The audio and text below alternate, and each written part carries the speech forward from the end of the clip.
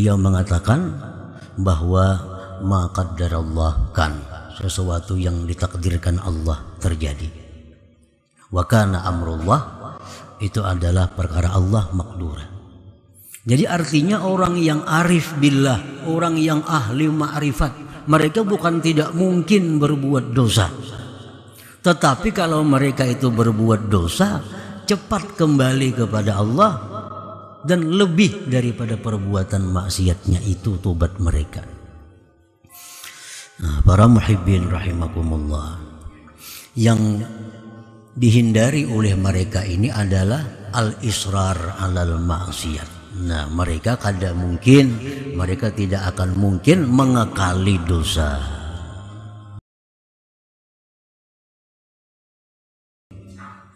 Dari Al-Hikam berkata Imam Ahmad ibnu Athaillah Sakandari, mata ja'alaka fi zahir mumtathilan li amrih wa razaqaka fil batin al-istislam li qahri faqad a'zamal minnata alaik. Yang artinya, apabila Allah menjadikan engkau pada zahir menjunjung perintahnya, dan Allah berikan engkau pada batin menyerah bagi paksaannya, maka sungguh membesarkan Allah akan pemberian atas engkau. Itulah terjemah yang ke-107 ini. Maksudnya adalah idza waffaqaka fi zahir min a'dha'ika imtisalan li amrihi subhanahu wa jitinaban li nahyi wa razaqaka fi qalbik ar-ridha bi ahkamih faqad manna 'alaikal minnatal 'azimah. Apabila Allah subhanahu wa ta'ala memberikan taufik kepada engkau, maksud memberikan taufik itu memudahkan, memuluskan. Bila Allah memudahkan engkau pada zahir dari anggota-anggota engkau, mata, telinga, mulut, hidung, kaki, tangan,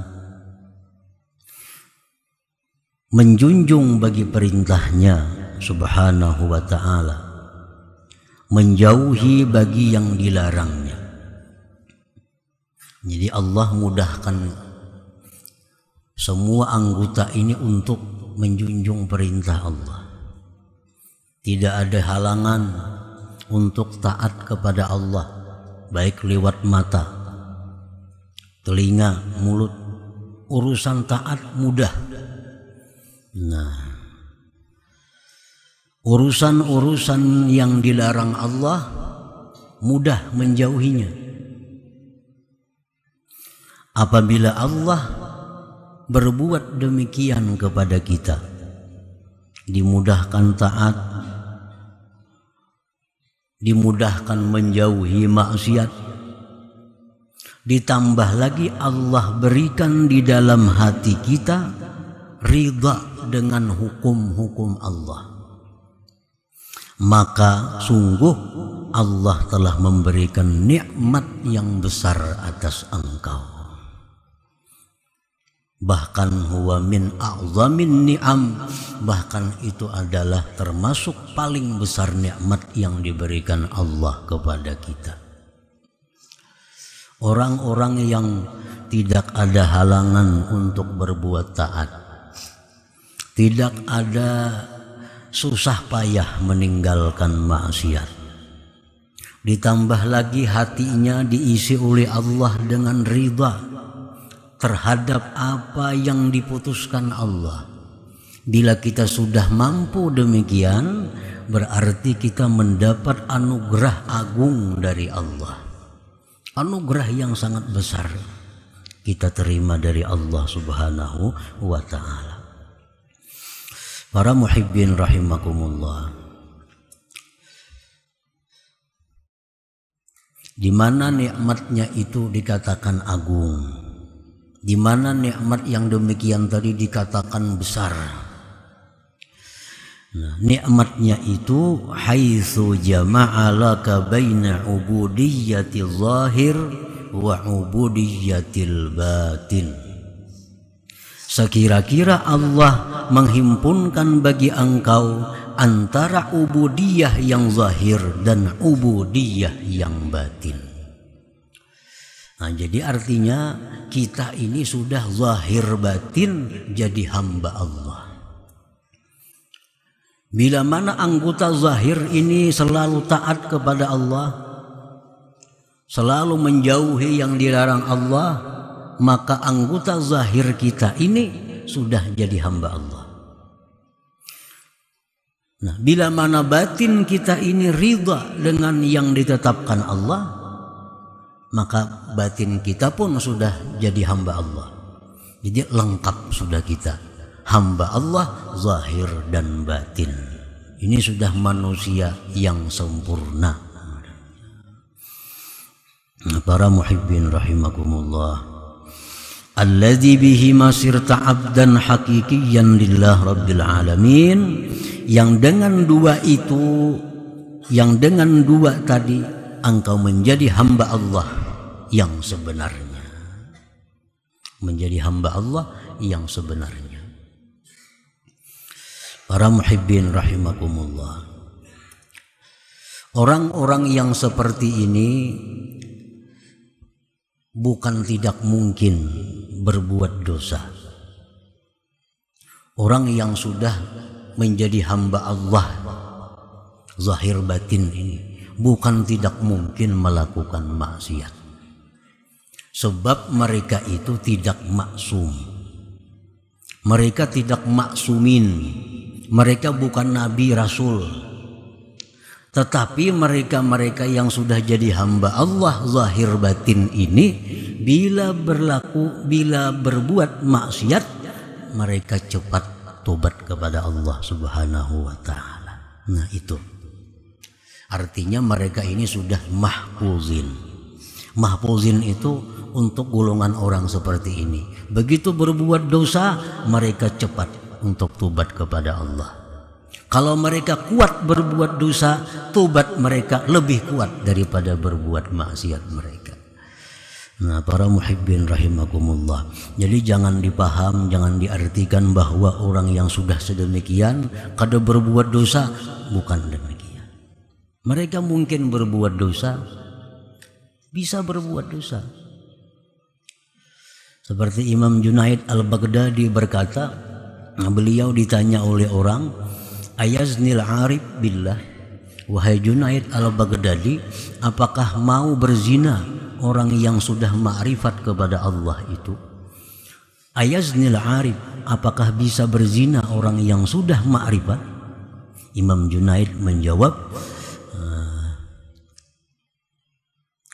beliau mengatakan bahwa ma qaddarallah kan, sesuatu yang ditakdirkan Allah terjadi.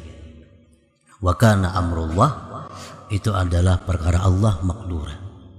Jadi artinya orang yang arif billah, orang yang ahli ma'rifat, mereka bukan tidak mungkin berbuat dosa. Tetapi kalau mereka itu berbuat dosa, cepat kembali kepada Allah, dan lebih daripada perbuatan maksiatnya itu tobat mereka. Nah, para muhibbin rahimakumullah, yang dihindari oleh mereka ini adalah al-israr alal maksiat. Nah, mereka kada mungkin, mereka tidak akan mungkin mengekali dosa. Misalnya orang yang ahli takwa, penjudi, penjina, peminum, pendusta, nah itu kada bisa. Tapi kalau sekali-sekali terjadi dosa kepada mereka, itu bisa terjadi. Tetapi mereka cepat tobat mereka kepada Allah Subhanahu wa ta'ala. Para muhibbin rahimakumullah, zakara al-imam fi hadhihi al-hikmah wasfaini min awsafil ubudiyah.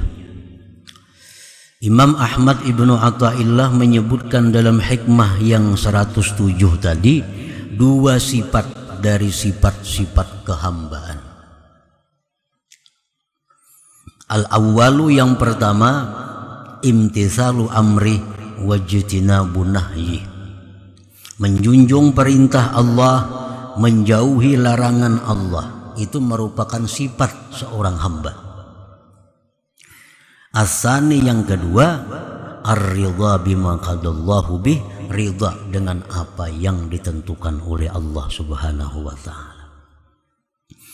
Pengertian ridha dengan apa yang ditentukan oleh Allah ini secara umum dan secara khusus. Secara khusus maksud di sini adalah kita ridha dengan apa yang telah ditentukan oleh Allah mengenai hukum-hukum yang diwajibkannya, perkara-perkara yang dilarangnya, perkara-perkara yang dibolehkannya, perkara-perkara yang dibencinya. Nah, kita ridha dengan demikian itu. Allah mewajibkan ini, kita ridha. Allah melarang ini, kita ridha. Allah mengharuskan ini, kita ridha. Allah menghalalkan ini, kita ridha. Nah, secara khusus itu yang dimaksud dalam hikmah yang ke-107 ini. Secara umum, ridha dengan hukum-hukum Allah seperti ridha dengan musibah, ridha dengan lain-lain, itu secara umum. Tapi yang dimaksud di sini adalah ridha dengan apa yang dihukumkan oleh Allah tentang taklif seorang manusia, seperti wajib, haram, dan lain-lain tadi. Allah mengharamkan umpamanya riba. Kita ridha, kita setuju, kita kada keberatan. Riba itu diharamkan oleh Allah. Nah, ini maksudnya. Allah mewajibkan zakat, zakat emas, zakat uang 2,5%. Kita ridha. Sedikit pun dalam hati tidak ada keberatan untuk mengeluarkan zakat itu. Nah, ini ridha dengan hukum Allah. Kadang di hati banyaknya zakatnya ini bilang, nah, mana zakat, mana pajak, pulang macam-macam. Jadi di hati ini ada semacam berat melaksanakan hukum Allah. Nah, ini ngarannya kada ridha lawan hukum Allah. Seorang hamba Allah, apapun yang dihukumkan Allah, ridha dengan senang hati.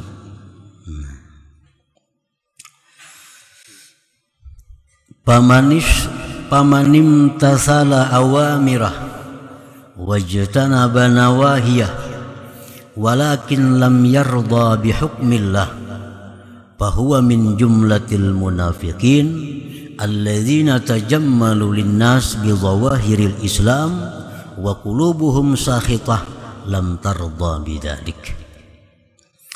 Barang siapa yang menjunjung perintah-perintah Allah, orangnya sembahyang, puasa, zakat, haji, silaturahim, wajtanaba nawahiyah, dan dia menjauhi yang dilarang Allah.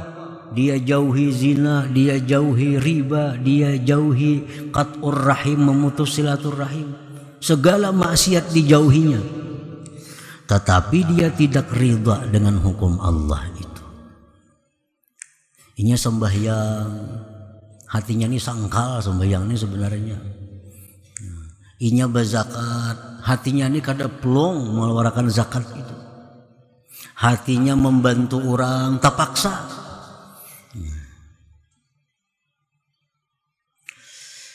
Nah, orang seperti ini bahwa min jumlatil munafikin, dia tergolong orang-orang munafik. Itu tergolong orang-orang munafik. Alladzina tajammalu linnas bi zawahiril Islam, orang-orang munafik itu mereka berelok-elok bagi manusia dengan zahir Islam. Orang munafik itu sembahyang. Orang ke masjid juga. Cuma orang munafik ini ujar Nabi sembahyang berjamaahnya berjamaah juga. Cuma ada dua sembahyang yang orang munafik itu sulit berjamaah. Subuh lawan Isya. Orang munafik tuh berat untuk sembahyang subuh tuh berjamaah. lawan sembahyang Isya. Kalau sembahyang lain berjamaah, zakat bayar zakat. Nah, tetapi wa qulubuhum sakhitah, hati mereka itu benci, tidak ridha dengan demikian itu. Mereka hanya menampakkan keelokannya kepada manusia. Nah, jadi berselamatan supaya dianggap orang baik, memberi makan orang supaya dikatakan orang ini ahli sedekah misalnya. Nah, berbuat kebaikan ini supaya itu. Jadi tujuan mereka itu hanya berelok-elok untuk manusia. Sedangkan hati mereka tidak suka dengan hukum Allah yang demikian itu. Nah, ini orang munafik. Ini bukan hamba Allah yang sebenarnya. Jadi orang munafik itu di zaman Nabi, mereka sembahyang berjamaah, tapi karena habis sembahyang berjamaah, mereka mencaci maki hukum Islam. Apa Islam langkah ini? Apa Islam langkah ini? Terang-terangan mereka kada mampu menghadapi Nabi dan sahabat.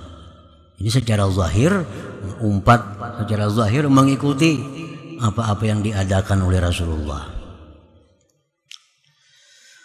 Nah, para muhibbin rahimakumullah, qala Allah Ta'ala fi haqqihim, Allah berfirman tentang orang munafik, innal munafiqin fid darkil asfal minan nar.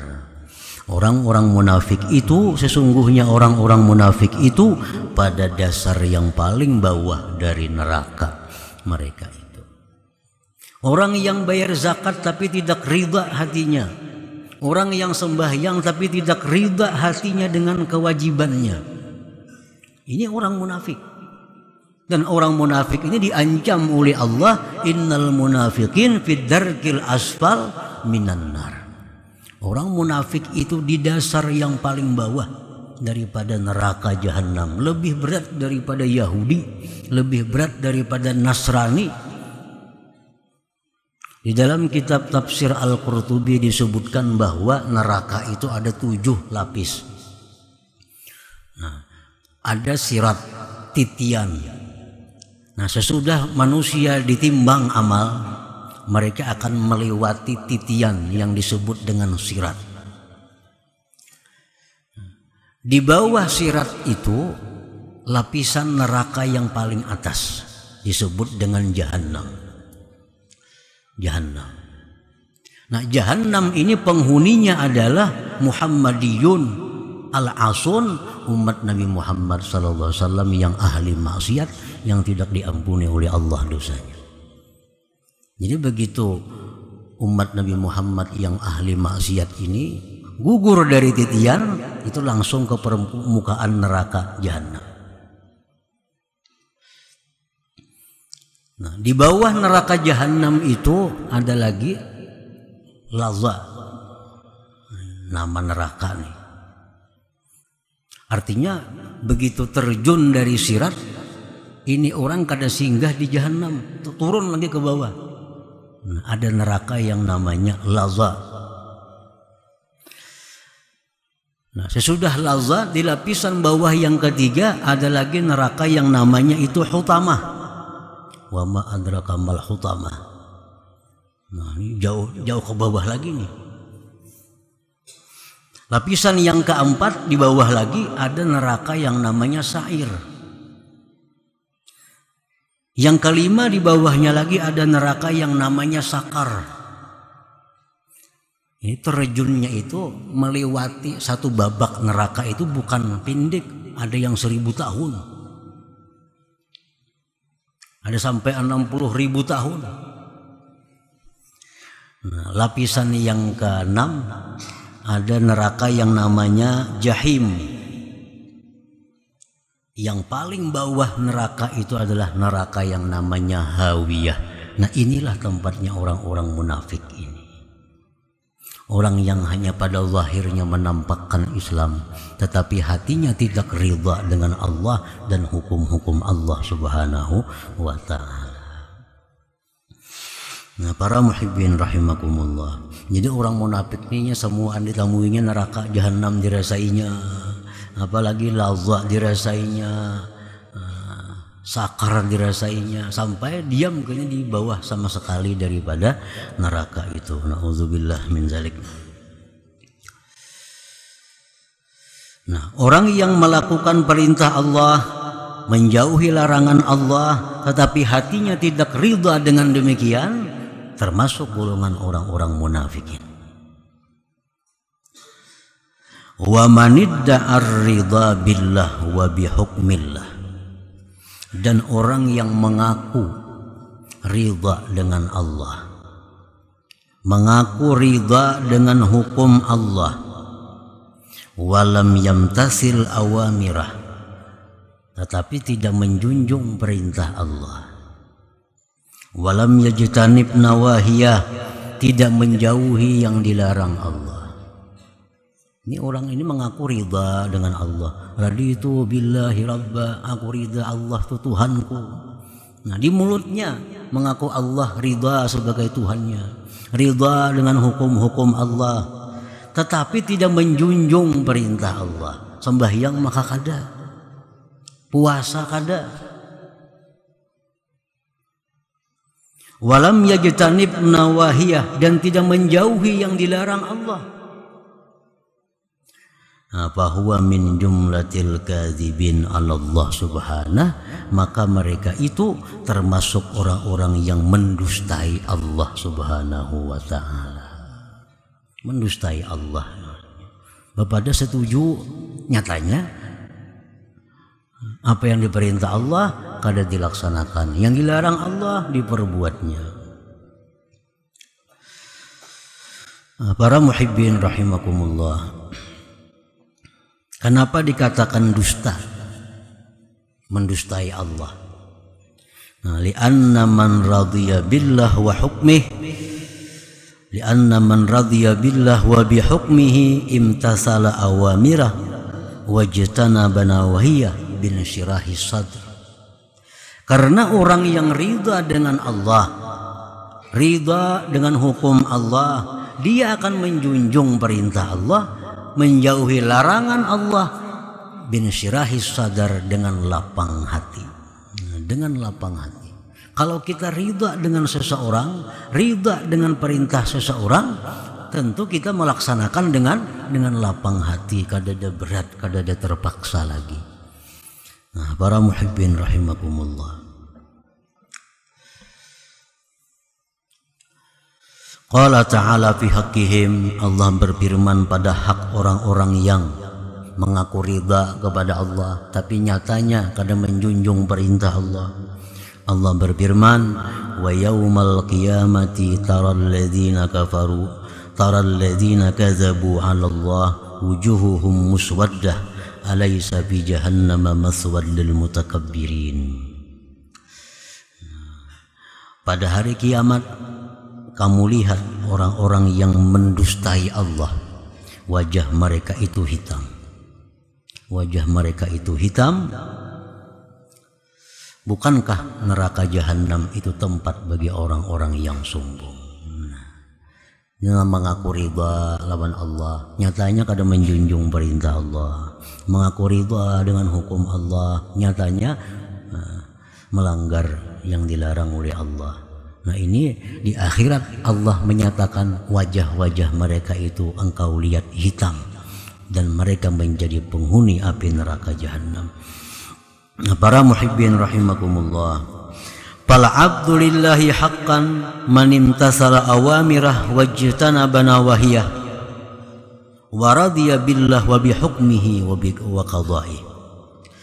Seorang hamba Allah yang sebenarnya, orang yang menjunjung perintah Allah, menjauhi larangan Allah, dan ridha dengan Allah dan hukum serta ketetapan Allah subhanahu wa ta'ala. Nah, itulah orang-orang yang disebut Abdullah haqqa, hamba Allah yang sebenarnya.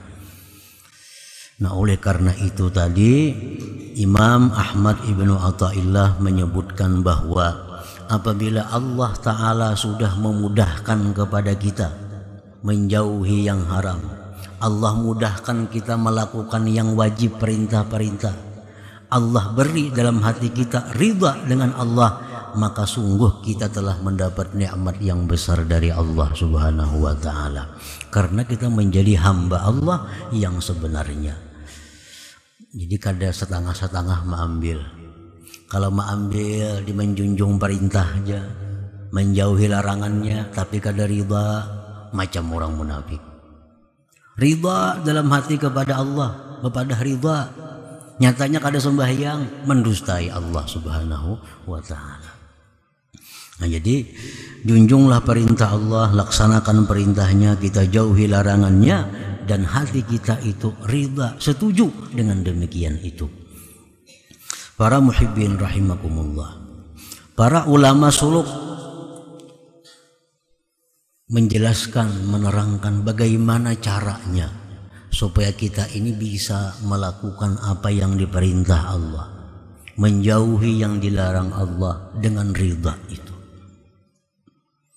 Nah, mereka berkata salah satu caranya adalah meyakini di dalam hati, seyakin-yakinnya bahwa apa yang Allah perintahkan kepada kita itu pasti membawa kebaikan untuk kita dunia dan akhirat. Setiap yang dilarang oleh Allah itu pasti, sangat pasti akan merugikan, mencelakakan kita dunia dan akhirat. Nah, supaya kita bisa melaksanakan perintah dengan ridha, bisa menjauhi yang haram dengan ridha. Kita meyakini bahwa bila Allah menyuruh ini, pasti itu ada kebaikan untuk kita dunia dan akhirat. Bila Allah melarang ini, pasti dalamnya ada racun, dalamnya ada bahaya untuk kita dunia dan akhirat. Nah, para muhibbin rahimakumullah, kita ambil contoh satu, misalnya sembahyang, salat. Allah memerintahkan kita sembahyang ini 5 kali sehari.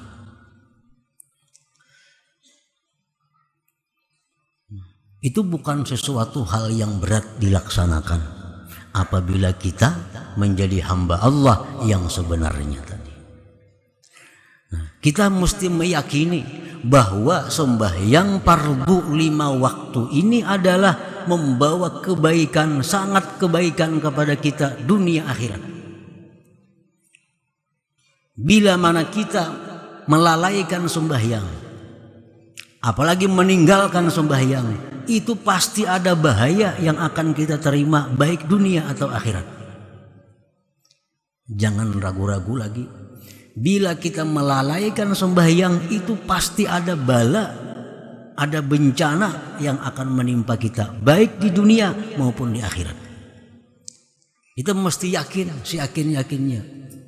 Nah, bila kita sudah yakin demikian, maka sembahyang itu bisa dengan senang hati kita lakukan, bisa dengan lapang dada kita lakukan, dan tepat pada waktunya. Nah, asal meyakini dulu, meyakini.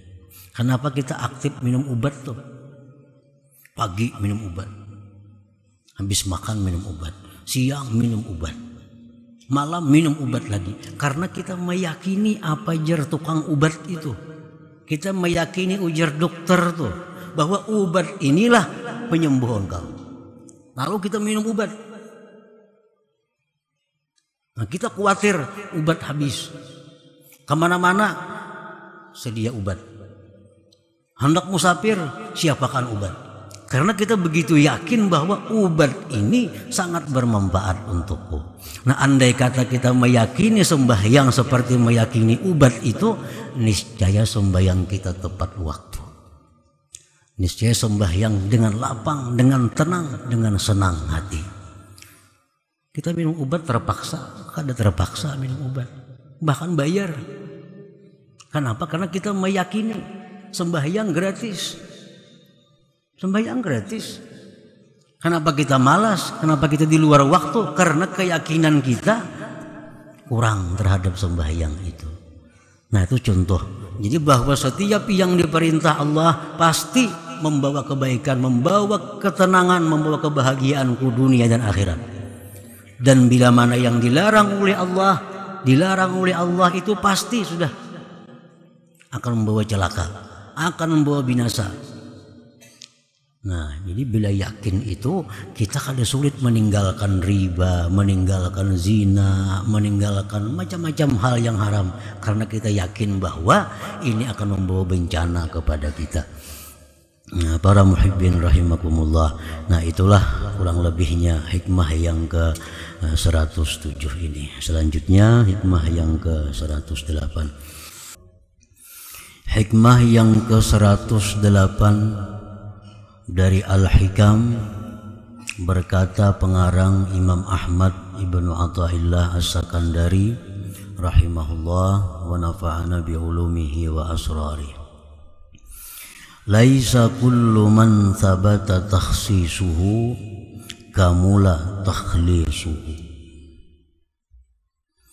Artinya, bukanlah tiap-tiap orang yang sabit kekhususannya sempurna keikhlasannya.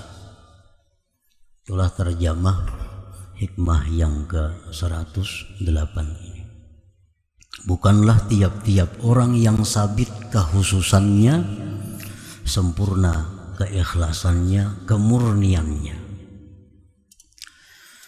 Maksud daripada hikmah yang ke 108 ini, laisa kullu man yukhassasu bil karamatiz zahirat katayyil ardi wat tayrani fil hawa wal masyi 'alal ma wal kashfi wat tila'il ghaib wastijabatid du'a wa ghairiha saliman minal afat kamura'ati huzuzin nafsi was sukuni ilal asbab wa wujudil hijab.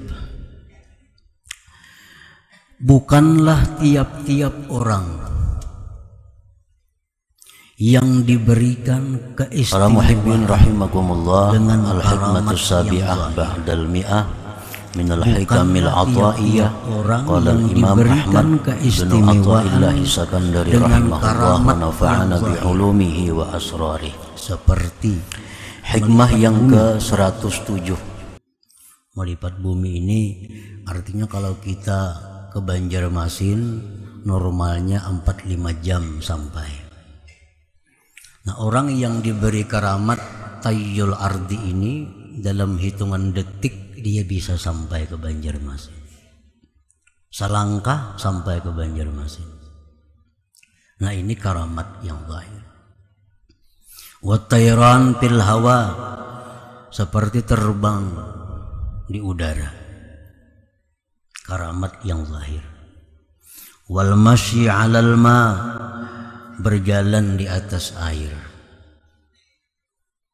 Wal kasfi, kasab, tahu isi hati orang, tahu apa yang dimaksud oleh orang. Wattila'il ghaib, dia mengetahui yang gaib. Ada orang kehilangan, nah ujarnya barang pian itu letaknya di tempat ini. Ini karamat yang zahir.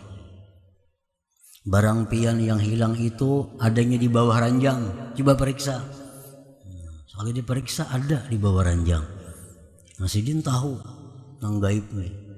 Itu karamat zahir. Wastijabatid du'a, doanya mustajab. Bila berdoa langsung dikabulkan oleh Allah. Wa ghairiha, dan selainnya, bisa menyembuhkan orang sakit. Nah, bukanlah orang-orang yang diberi kelebihan dengan karamat-karamat seperti tadi selamat dari penyakit-penyakit hati. Jangan dianggap orang yang punya karamat tadi hatinya sudah bersih seluruhnya. Jangan dianggap demikian. Bukanlah tiap-tiap orang yang diberi karamat itu hatinya selamat dari penyakit.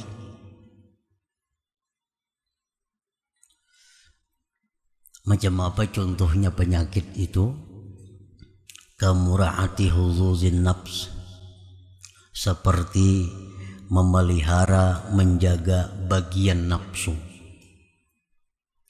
Contohnya dia hendak mati ke surga, dia kepingin bidadari.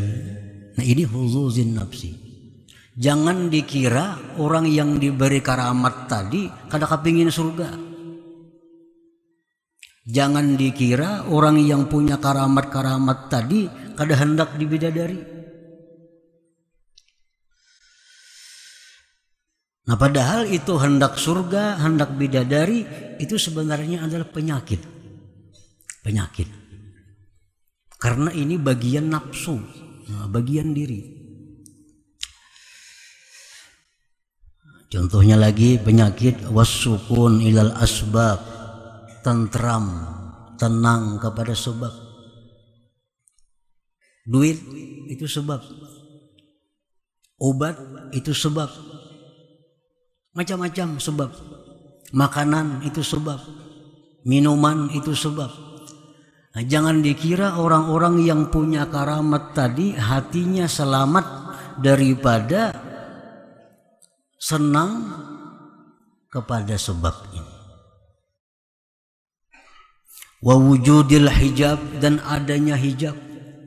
Arti adanya hijab ini hatinya sering kali lupa kepada Allah. Wa katsiran ma tazharu tilkal karamat ala aidil mubtadi'in minas salikin alladzina lam yasbut lahumul istiqamatu wal ma'rifah.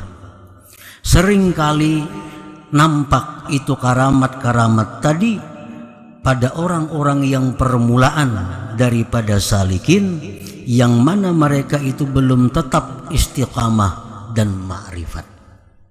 Nah para muhibbin rahimakumullah, jadi orang-orang yang permulaan daripada salikin, ini orang ini hendak mulai merintis jalan untuk mencapai ma'rifatullah.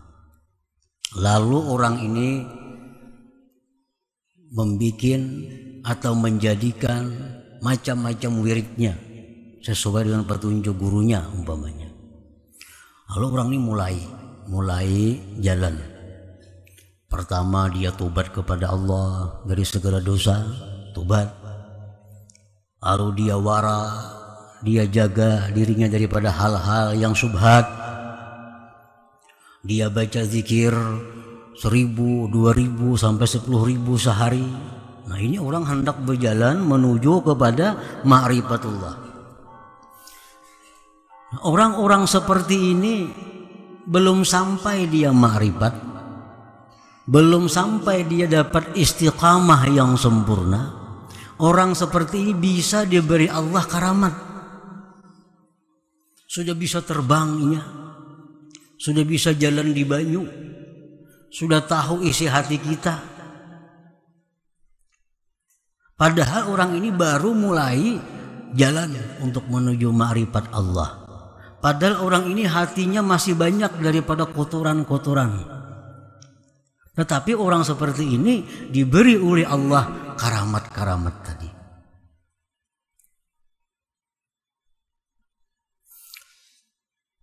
Wa qad la tazharu ala ahli tamkin ala wasilin al arifin, dan terkadang karamat seperti tadi tidak nampak atas orang-orang yang sudah wasilin, yang sudah arifin. Kadang-kadang orang itu sudah wasil, sudah ma'rifat kepada Allah, tapi dia kada punya karamat seperti tadi.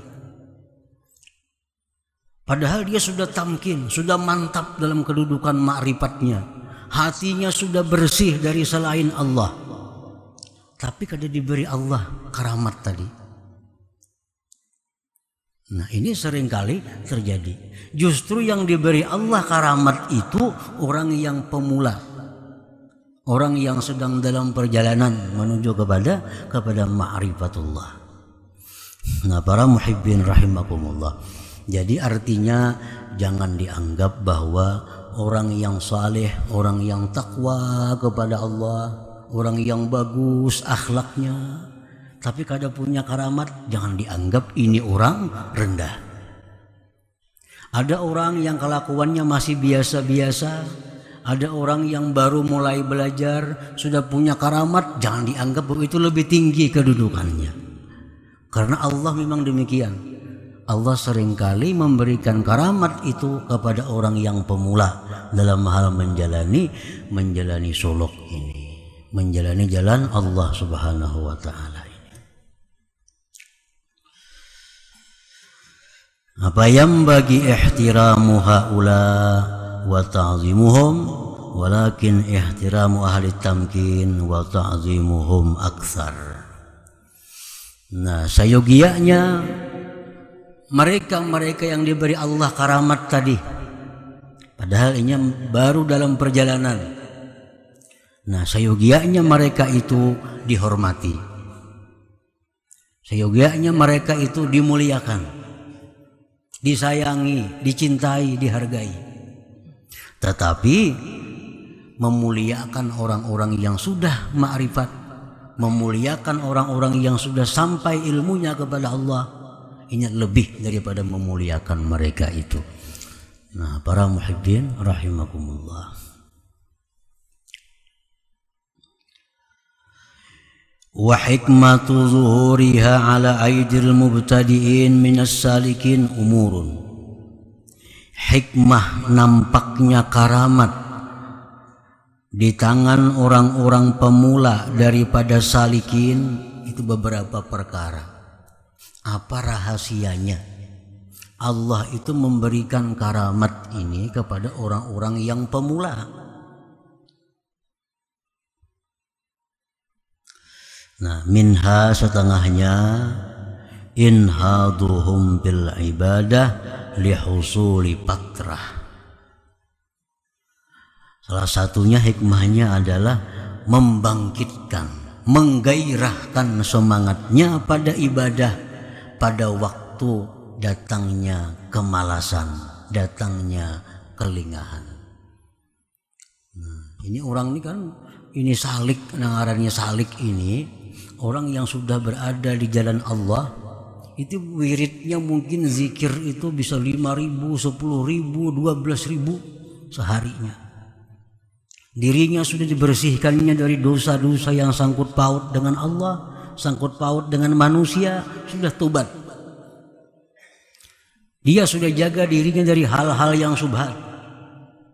Dia sudah hindari dunia-dunia yang mengganggu ibadahnya. Nah, dia zikir kepada Allah. Ini suatu saat sebagai manusia ada rasa bosan. Nah, ada rasa lemah, ada rasa kada bersemangat lagi. Nah, diberi Allah orang ini karamat. Nah, karamat. Dengan karamat lalu gairahnya itu bangkit kembali. Nah, ini rahasianya Allah kenapa memberikan karamat kepada orang-orang yang sedang dalam perjalanan padahal belum sampai kepada ma'rifatullah. Supaya orang ini jangan putus. Nah, supaya orang tetap bersemangat, tetap bergairah. Itu salah satu hikmahnya, rahasianya kenapa orang-orang ini diberi Allah karamat tadi.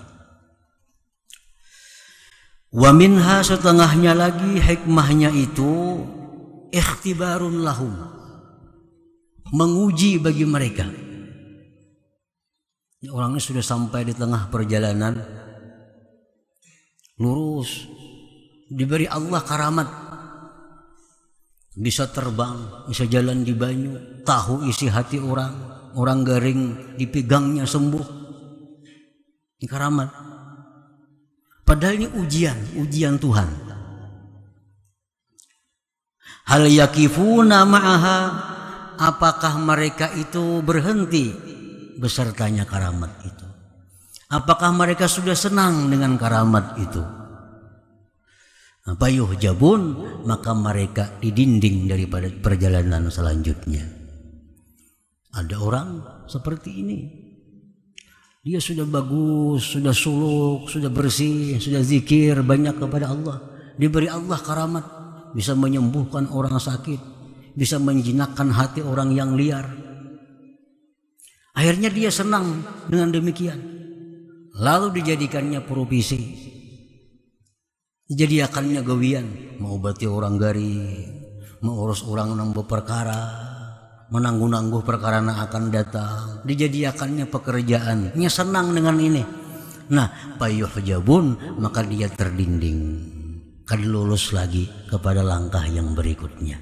Nah, ini bisa dijadikan Allah cobaan bagi dia. Orang tuh belampah di padang hutan, di gubuk, puasa, malam bangun, zikir. Itu dalam waktu beberapa bulan, itu bisa diberi Allah karamat. Gubuknya bercahaya sampai ke langit, kelihatan. Gubuknya bercahaya sampai ke langit, kelihatan. Orang datangan, orang kampung datangan, seluruh penjuru datang buah botol, minta banyu, minta macam-macam. Akhirnya sibuk melayani ini, kada ingat lagi lawan wirid, seorang kada ingat lagi. Lawan amalan kada ingat lagi karena sibuk melayani orang datang. Minta banyu, ada minta doa, minta macam-macam. Nah, senang dengan demikian, rame dengan demikian.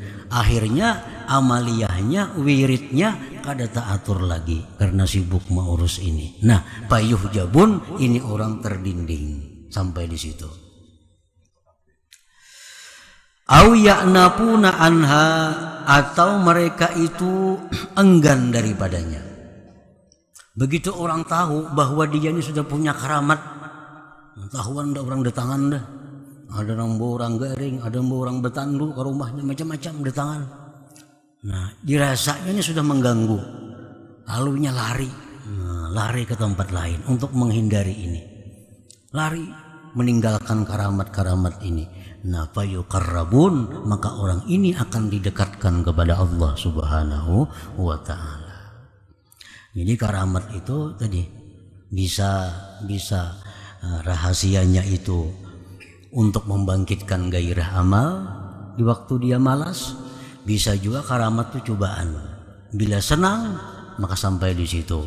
Bila dia tidak senang dengan karamat, jalannya berlanjut untuk dekat kepada Allah Subhanahu wa ta'ala. Wa minha, dan setengah lagi, ziyadatu yakinihim fi sulukihim. Karamat itu diberikan Allah untuk menambah keyakinannya dalam perjalanannya itu. Sekian zikir, sekian wirid dibaca, hal-hal yang dilarang, yang dimakruhkan dijauhi, dijalankannya hari-hari. Diberi Allah karamat dengan dibukakan rahasia apa misalnya, lalu keyakinannya bertambah dalam suluknya itu karena diberi Allah karamat ini. Nah, bisa juga karamat itu fungsinya, rahasianya untuk menambah keyakinannya. Wa minha ziyadatu yakini ghairihim liyata'allama minhum wa yantafi'a bihim, dan bisa pula karamat itu adalah menambah keyakinan orang lain agar orang lain mau belajar dengan dia, mengambil manfaat dengan dia. Bisa juga. Nah, orang ini alim, diberi Allahnya karamat kelebihan. Tujuannya apa? Supaya orang-orang sekitarnya itu tahu bahwa ini orang punya karamat. Lalu terbuka hati orang untuk menuntut ilmu kepadanya. Terbuka hati orang untuk mengambil manfaat ilmunya. Nah, jadi itu rahasianya kenapa Allah memberikan karamat itu kepada orang-orang yang belum mereka itu sampai kepada ma'rifatullah Subhanahu wa ta'ala. Nah, para muhibbin rahimakumullah.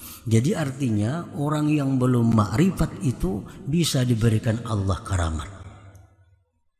Bisa diberikan Allah karamat.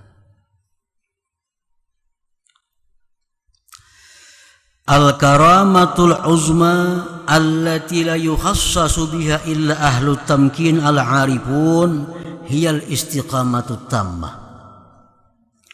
Adapun karamat yang besar yang tidak diberikan kepadanya kecuali orang-orang yang sudah mantap ma'rifatnya, ialah istiqamah yang sempurna. Nah, ini karamat yang besar. Kalau karamat berjalan di banyu itu karamat yang kecil. Kenapa dikatakan kecil?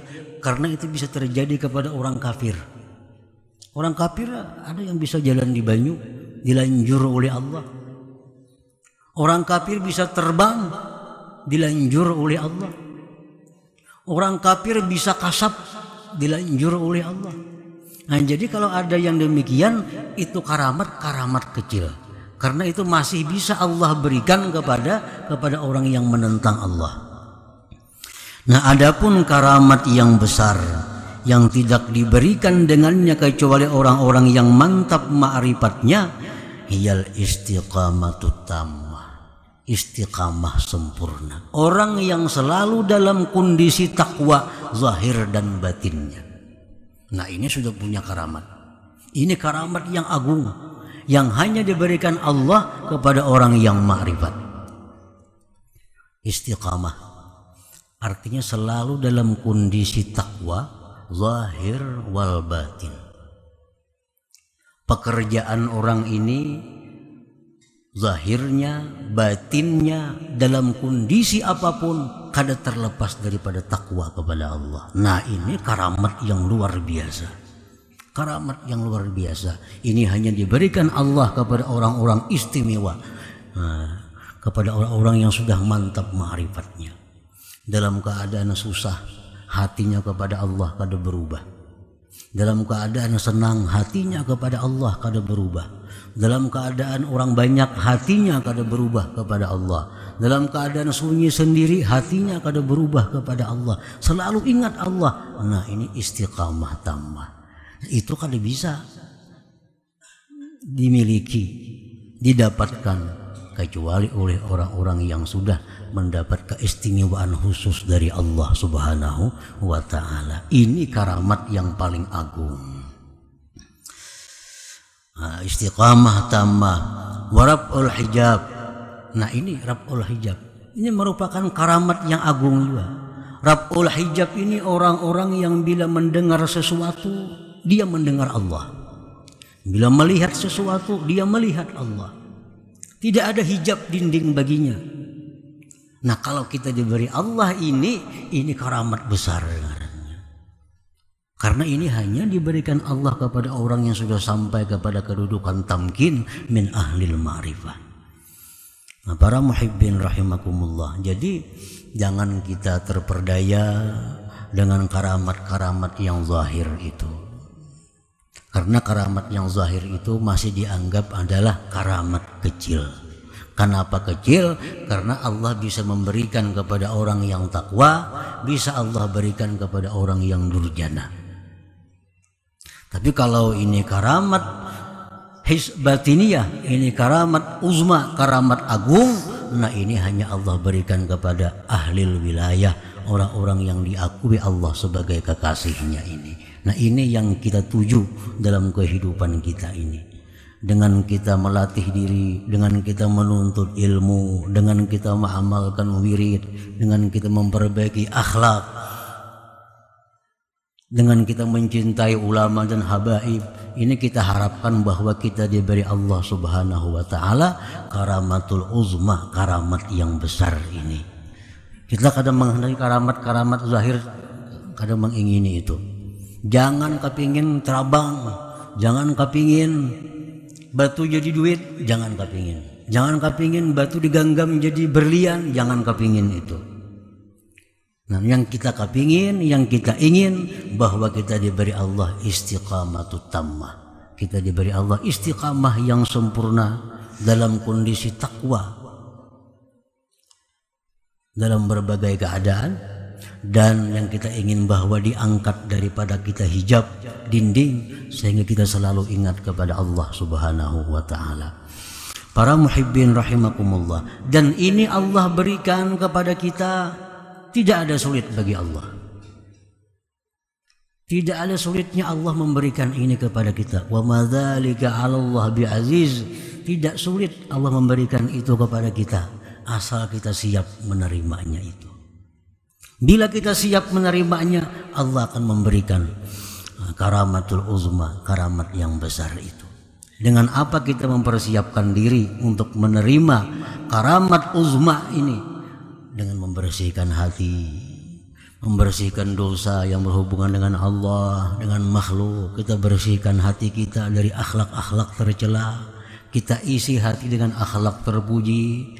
Perbanyak zikir, salawat kepada Nabi.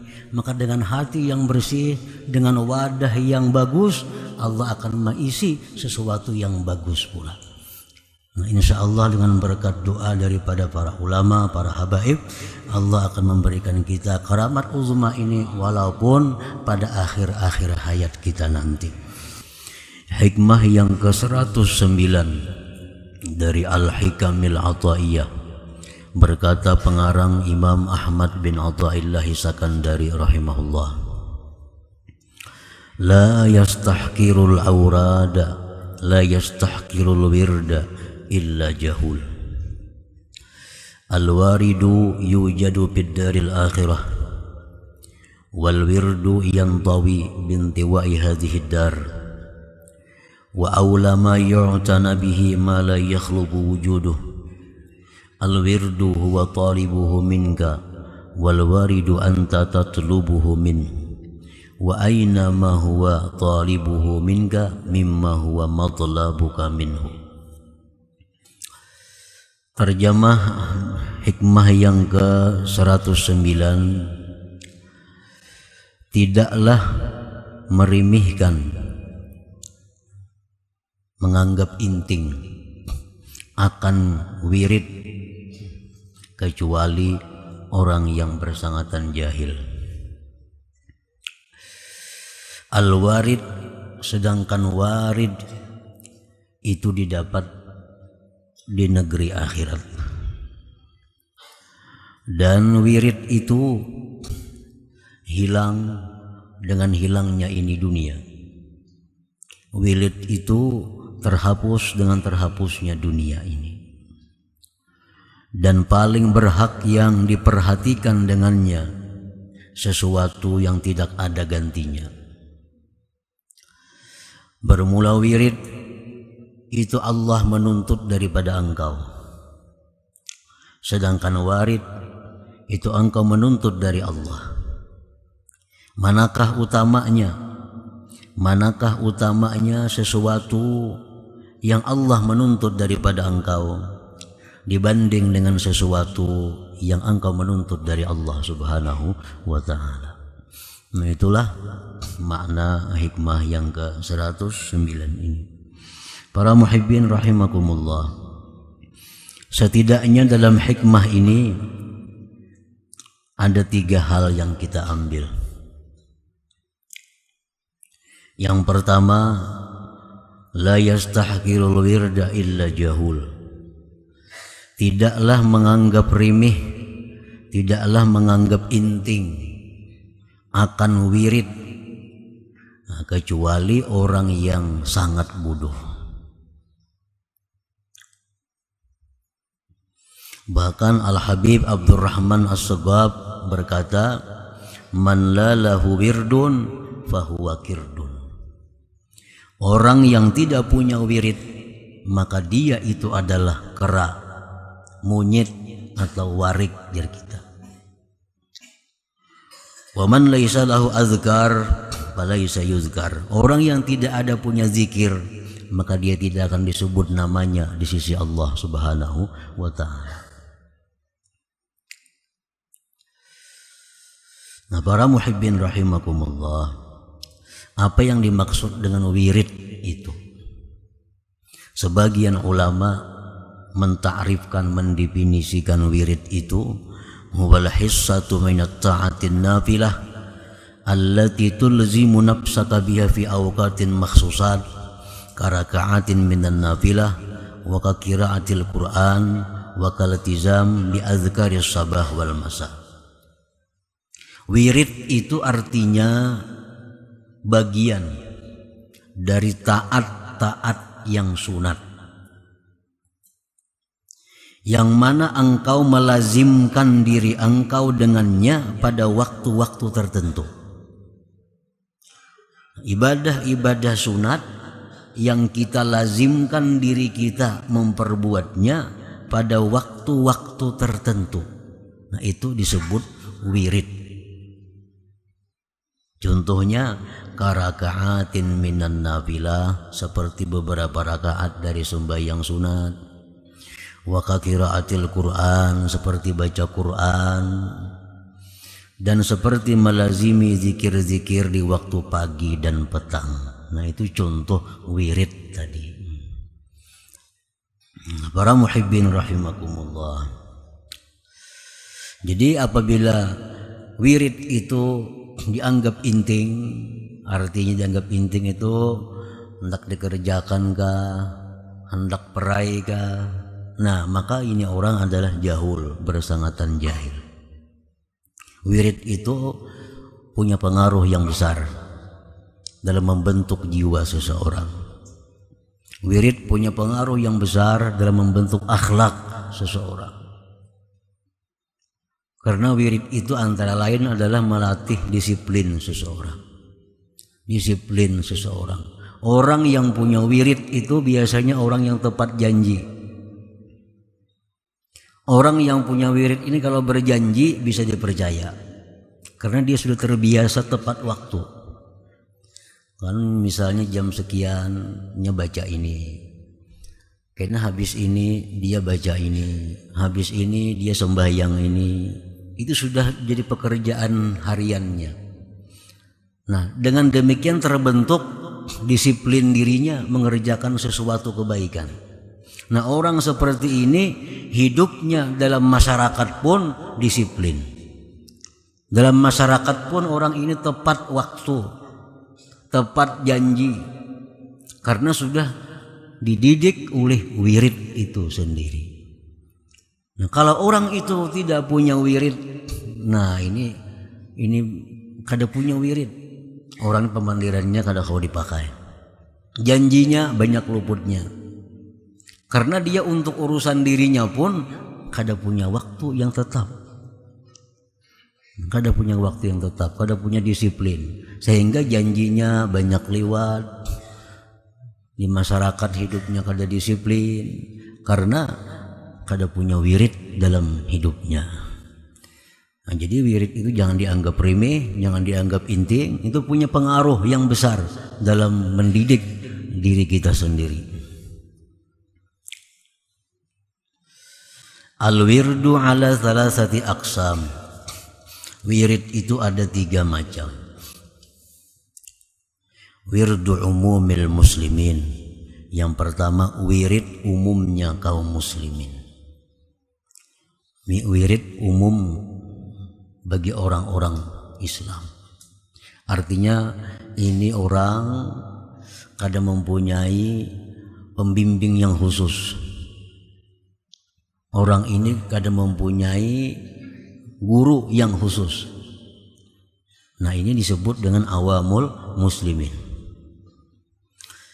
Nah, wiridnya mereka itu sarful awqat fi anwa'il ibadat, menggunakan waktu-waktu pada macam-macam ibadat. Wa ibadatuhum, ibadat mereka itu orang awamul muslimin, baina zikrin wa du'a wa salatin wa siyam wa ghairiha. Wiridnya zikir, doa, salawat, puasa, dan lain-lainnya. Artinya orang awamil muslimin ini bila mana ada anjuran-anjuran Rasulullah dari hadis-hadis Nabi tentang amalan-amalan yang dibaca, sembahyang-sembahyang yang dikerjakan, baca dan lazimkan setiap hari pada waktu yang ditentukan. Nah, ini sudah jadi wirid bagi mereka. Nah, para muhibbin rahimakumullah, contohnya wirid yang utama dilakukan oleh kaum muslimin, muslimat, salat sunat witir. Nah, ini salat sunat witir. Apabila kita melakukan sembahyang witir dan ingin kita jadikan salat witir ini wirid kita, pertama kita ambil dulu berapa jumlah bilangan rakaatnya. Karena salat witir ini mulai 1 rakaat boleh sampai 11 rakaat. pilih mana kira-kira yang mampu untuk diteruskan. Paling sedang misalnya 3. Nah, ambil 3. Setiap malam 3 rakaat witir. Setiap malam 3 rakaat witir. Jangan berubah karena kadang-kadang sarakaat, kadang-kadang kita tekan rajin bisa sampai 11 rakaat. Nah, jangan kayak itu. Tekan-tekan kita perai sama sekali. Itu kalau jadi wirid ngarannya. Wirid ini tertentu, kita ambil 3. Kita ambil 3. Nah, kemudian cari waktu khusus. Apabila kita melaksanakan sembahyang witir itu yang bisa selalu dikerjakan. Misalnya habis sembahyang Isya. Nah, habis sembahyang Isya. Ini setiap malam witir kita laksanakan habis sembahyang Isya. Kalau itu waktu yang kita pilih. Kalau kita ambil misalnya habis tengah malam atau menjelang subuh jam 3. Nah, jam 3 tiap malam jam 3. Nah, itu wirid. Jadi sembahyang witir itu jadi wirid kita. Nah, wirid yang utama daripada sembahyang sunat itu adalah witir, karena kedudukan witir ini mendekati fardu. Lebih daripada qabliyah ba'diyah, lebih daripada sembahyang tarawih. Besarnya pahala sembahyang witir ini. Jadi sembahyang sunat yang utama kita jadikan wirid terlebih dahulu adalah witir.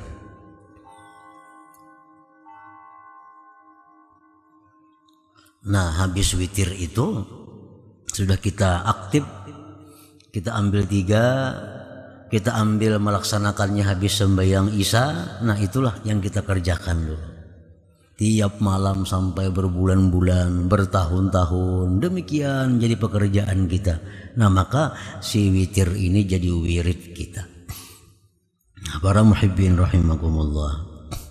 Kalau sudah witir kita ulah wirid, dijadikan wirid. Nah, selanjutnya sembahyang rawatib. Mulai sunat subuh. Nah, itu sunat subuh. Nah, kemudian lagi sunat qabliyah zuhur, ba'diyah zuhur. Bagi yang belum pernah punya wirid ini cukup ambil 2 dulu. Qabliyah zuhur itu 2, ba'diyahnya 2. Lebih baik itu daripada kadang-kadang tadi. Daripada kadang-kadang. Nah, biar 2, cuma selalu 2, sebelum zuhur 2, habis zuhur 2. Nah, sebelum asar, nah ini kadada qabliyah nang kuat. Habis maghrib ambil 2. Habis isya ambil 2. Nah, jadi 10 rakaat jadinya. Nah, 10 rakaat ini dijadikan wirid. Sedikit tapi jadi wirid itu lebih disukai Allah Subhanahu wa taala daripada yang kadang-kadang tadi. Ahabbul a'mal ilallah adwamuhu wa in qall. Allah paling suka amalan kita yang terus-menerus walaupun sedikit. Sunat subuh 2, qabliyah zuhur 2, ba'diyah zuhur 2, ba'diyah maghrib 2, ba'diyah isya 2. Nah, ini dulu diulah wirid. Nah, bila sudah ini mantap, sudah kukuh, sudah menyatu dengan diri kita, tambahin yang lain. Misal qabliyah asar 4 rakaat, karena yang biasa belum zuhur 2 jadi 4 rakaat, ba'diyah zuhur yang dulunya 2 jadi 4 rakaat. Nah, tambahi. Tapi mantapakan dulu yang kita kira-kira bisa untuk mengekalkannya itu. Nah, habis itu sembahyang duha. Sembahyang duha kita jadikan wirid. Sembahyang duha kita jadikan wirid. Kita ambil berapa rakaat kira-kira yang mampu? 2. Waktunya jam berapa? Nah, sembahyang duha ini boleh mulai jam 6 lewat sedikit sampai zuhur. Nah, pilih waktunya yang mana kira-kira bisa disiplin tiap hari. Misal ambil waktunya jam 8. Nah, tiap hari jam 8 2 rakaat, tiap hari jam 8 2 rakaat, tiap hari jam 8 2 rakaat. Nah, ini disukai Allah. Jadi wirid.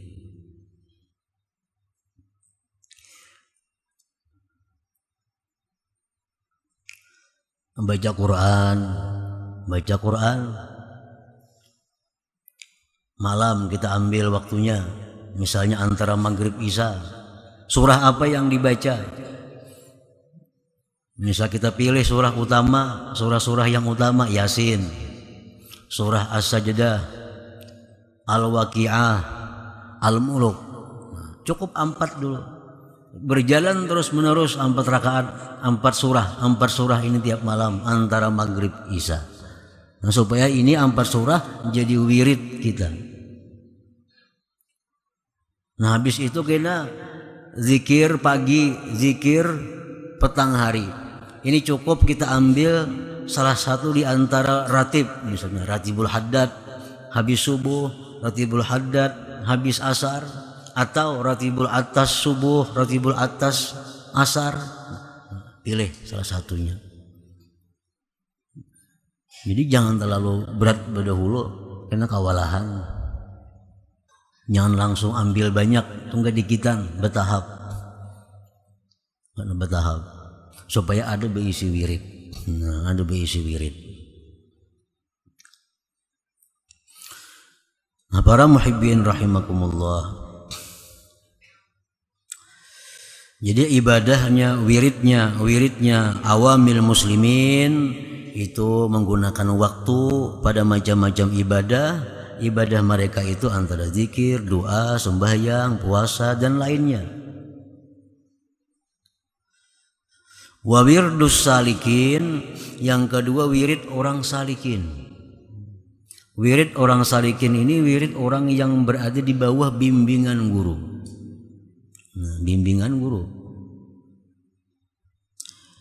Huwa ma yu'ayyinuhu lahu syaikhuhu la yazidu alaihi wa la yanqus. Nah, wiridnya orang salikin ini adalah sesuatu yang ditentukan oleh gurunya, tidak boleh dia mengurangi dan melebihi.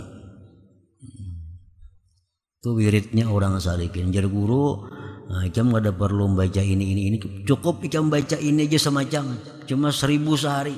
Nah, jangan dikurangi, jangan ditambahi. Walaupun hati kepingin hendak membaca yang lain, jangan dibaca, karena guru memberi cuma itu. Nah, ini orang salikin.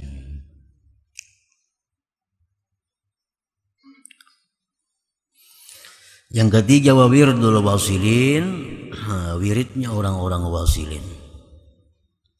Orang yang sudah sampai kepada ma'rifatullah. Orang yang sudah sampai kepada tingkatan ma'rifat. Itu wiridnya fikratun ma'al uqub bi hadratillahi ta'ala. Wirid mereka itu hanya adalah fikir. Wirid mereka adalah fikir serta berhenti di hadirat Allah Subhanahu wa ta'ala. Jadi wiridnya orang-orang wasilin ini mungkin kada sama lagi lawan kita. Wirid mereka itu diam, tafakur di hadirat Allah Subhanahu wa ta'ala. Bukan kada berwirid, orang kada berwirid, cuma wirid orang itu beda. Nah, wirid orang itu kada sama dengan kita. Nah, yang pertama itu yang kita ambil daripada hikmah ke 109 ini, bahwa wirid itu mesti ada dalam diri kita. Bila kita kada punya wirid, jar Habib Abdurrahman As-Segaf, maka itu adalah bukan manusia, tetapi itu monyet, kera. Kera, warik. Ini bebas kada berwirid kada itu. Turun naik meluncat ke sana kemarinya, kada ada wiridnya. Nah, bila kita kada berwirid sama itu. Jadi mesti ada wirid. Mengkada ada diulah seorang aja. Ulah seorang mana? Nah, hendak diulah tadi, hendak membaca Quran tadi, Yasin, Tabarak misalnya, ulah itu jadi wirid. Nah, sembahyang witir, ulah witir jadi wirid. Nah, sembahyang duha, ulah duha jadi wirid.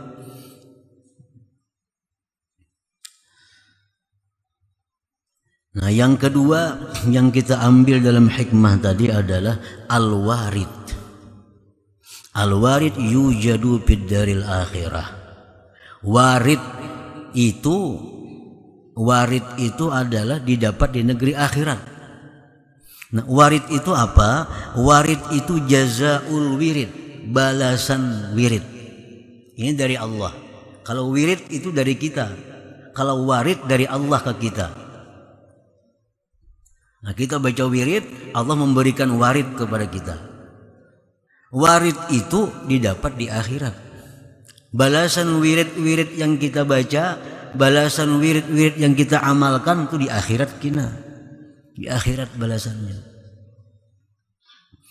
Fa idza ajjalallahu syai'an minhu fid dunya, bila mana Allah menyegerakan akan sesuatu daripada balasan itu di dunia, katuma'ninatin seperti ketentraman, wa yakinin keyakinan, wa tanwiril qalbi terangnya hati, fadzalika fadlun minallah, itu anugerah Allah kepada kita.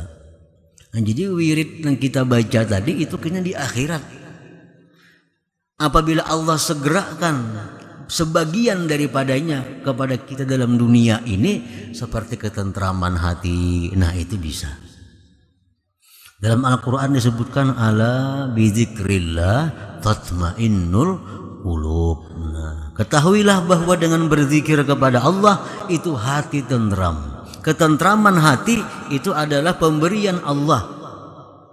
Sebab wirid kita zikir la ilaha illallah itu. Balasan yang sabujurnya, yang sakumplit, sesempurnanya itu di akhirat. Dalam dunia ini cuma Allah kirim balasannya berupa ketentraman hati. Tambah yakin, tambah ridha kepada Allah, hatinya terang. Nah, ini kiriman dari Allah yang disegerakan ke dalam dunia bagi orang-orang yang berwirid atau orang yang punya wirid itu. Qala al-Imam Al-Habib Abdullah bin Alawi Al-Haddad radhiyallahu anhu wa alam anna al-awrad atharun kabir fi tanwiril qalbi. Habib Abdullah bin Alawi Al-Haddad berkata, ketahuilah bahwa wirid-wirid itu punya pengaruh yang besar pada menerangi hati. Menerangi hati. Hati yang terang itu macam apa? Penerang hati ya. Apa garang hati yang terang itu? Nah, hati yang terang itu adalah hati yang gemar beribadah. Hati yang terang itu hati yang tidak suka kepada duniawi. Itu hati yang terang. Ada banyak penerang hati. Nah, pagarang terang hati itu artinya bukan pahapalan, bukan itu maksud terang hati. Terang hati itu artinya adalah bahwa hati yang terang itu dia akan gemar kepada ibadah. Dia akan gemar kepada Allah Subhanahu wa ta'ala. Itu tanda hati yang terang. Kalau hati yang gelap, nah itu sukanya kepada dunia, sukanya kepada menunaikan syahwat-syahwat dirinya, itu hati yang gelap. Nah, wirid itu wirid. Misal kita mewiridkan witir tadi, mewiridkan sembahyang duha, mewiridkan baca beberapa surah Al-Quran, mewiridkan ratib sore pagi. Nah, itu punya pengaruh yang besar pada menerangi hati kita. Jadi wirid itu bisa menyebabkan kita ini makin cinta kepada Allah. Wirid itu bisa menyebabkan kita makin suka kepada berbuat kebaikan. Wadabtil jawarih, dan wirid itu punya pengaruh yang besar pada menjaga anggota. Menjaga anggota tubuh. Jangan sampai melaksanakan yang diharamkan oleh Allah Subhanahu wa ta'ala. Ada dikisahkan orang-orang wali dahulu, bila mana dihidangkan kepada mereka makanan yang haram, maka tangan mereka itu bergetar, sehingga kada bisa memegang makanan yang haram. Ini pengaruh dari wirid. Pengaruh dari wirid. Bila mana dihidangkan kepadanya makanan-makanan yang haram, kada ada syahwatnya makan. kada beliur lawan makanan itu. Nah ini pengaruh dari wirid. Nah dhabtin nafsi, menjaga diri. Walakin la yadhharu, tetapi tidak nampak pengaruhnya itu illa indal muwadhabah wat takrar, kecuali ketika berkekalan. Harus di wirid itu bertahun-tahun sudah. Wirid itu bukan hanya seminggu kelihatan hasilnya. Ini sudah berulang-ulang, sudah dikekali, sudah 40 hari, 120 hari, 5 bulan, 6 bulan terus. Nah kelihatan tuh, kelihatan pengaruh wirid itu kelihatan. Mengapa kadang kita amalkan nih? Kalau bujur-bujur diamalkan ada pengaruhnya. Asal tadi sesuai dengan apa yang ditentukan waktunya, jumlahnya, dan terus menerus.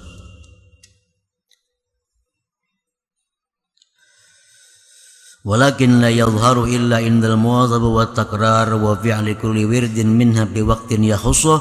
Tetapi pengaruh yang besar daripada wirid itu tidak nampak di dalam hatinya, tidak nampak pada anggotanya, kecuali ketika dikekali dan diulang-ulang dan memperbuatnya tiap-tiap wirid itu pada waktu yang dikhususkannya. Nah yang kedua itu yang kita ambil dari hikmah ke-109 tadi.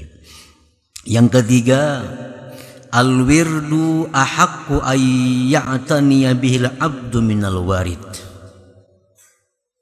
Wirid ini lebih utama kita perhatikan. Wirid ini lebih utama kita perbuat dibanding kita menghendaki warid. Ini kita berwirid, berpikir hendak balasannya, jauh wirid nih. Nah, membaca ini, pindah ada perubahan-perubahan lagi. Nah, baca ini, pindah ada tarang-tarang lagi hati. Baca ini, pindah ada apa-apanya. Nah itu kada perlu dipikirkan, itu ngarannya warid. Warid, warid itu jangan dihiraukan. Yang penting kita urus wirid. Yang penting kita biriskan wirid kita. Jangan kita memikirkan warid yang dari Allah itu jangan. Kan berzikir tentram hati. Ala bidzikrillah tatmainnul qulub. Berzikir hati pindah ada tentram juga. Nah jangan dipikirkan kada tentramnya itu, yang kita pikirkan teruskan wirid ini. Jangan memikirkan yang warid dari Allah itu. Al-wirdu ahaqqu ayya'taniya bihil abdu minal warid. Wirid itu lebih berhak bahwa memperhatikan, mengutamakan dengannya oleh seorang hamba daripada warid itu. Nah, kenapa alasannya? Wirid itu lebih utama yang kita pikirkan. Bukan warid, bukan balasan dari Allah itu. Li'annal wirda la yakhluqu wujuduh. Wirid itu kada ada gantinya. Bila kita hari ini kada berwirid, hilang. Kada kau diganti lagi. Bang kena isok di kahda, isok itu wirid isok juga. Karena isok itu ada punya bacaan juga. Nah jadi wirid ini kalau hilang hari ini itu sudah hilang. Walaupun kita qadha, walaupun kita bayar, tetap kada sama lawan nang semestinya. Kita membaca Quran habis maghrib biasanya 4 surah, biasa itu jadi wirid. Kenapa kesibukan kada baca nih? Nah itu hilang dah, atau kau diganti lagi. Karena imba Isa dibayari kada sama lagi, kada sama lagi. Nah jadi maka itu lebih baik kita memperhatikan wirid daripada memikirkan warid, memikirkan yang balasan Allah itu. Lebih baik mengurus wirid kita supaya teratur. Nah yang kedua alasannya kenapa wirid itu lebih utama kita perhatikan, wali annallah talibuhu min. Karena Allah menuntut kita untuk berwirid itu. Nah, kita berwirid ini tuntutan Allah. Sedangkan menjaga tuntutan Allah itu lebih utama daripada memikirkan tuntutan kita berupa balasan daripada wirid tadi.